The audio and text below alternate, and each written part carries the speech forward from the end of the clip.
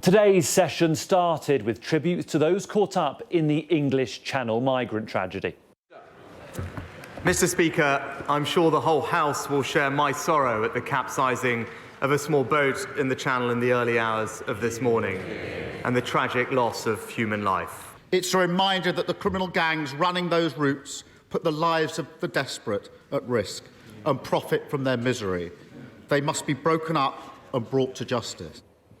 Tomorrow, members of the Royal College of Nursing will go on strike for the first time in their history. So today, Keir Starmer chose to focus on that industrial action and attempted to argue it's the government's fault for not negotiating. All the Prime Minister has to do to stop that is to open the door and discuss pay with them. After 12 years of Tory failure, winter has arrived for our public services, and we've got a Prime Minister who has curled up in a ball and gone into hibernation.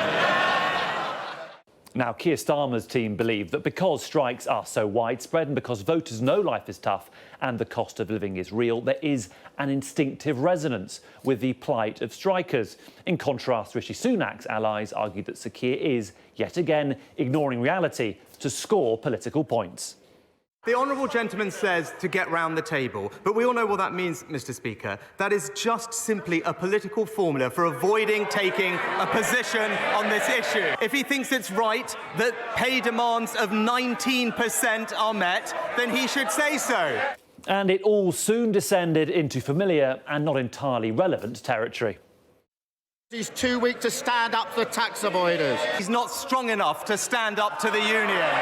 As usual, Mr. Speaker, he tries to blame everyone else. If we'd listened to him, Mr. Speaker, the backlog would still be growing, and that's because we'd still be in lockdown.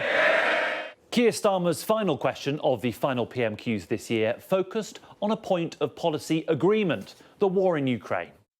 Millions will spend Christmas in sub-zero temperatures without heating, electricity or hot water. Their suffering is unimaginable, but their bravery is awe-inspiring.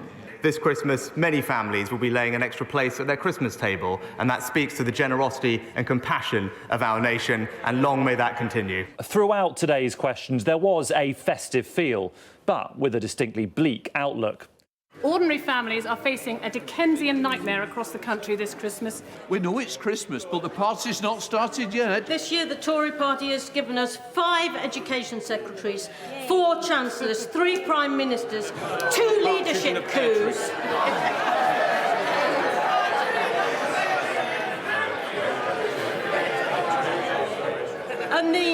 And Mr. Speaker, the Partridges had to sell the pear tree to pay the gas.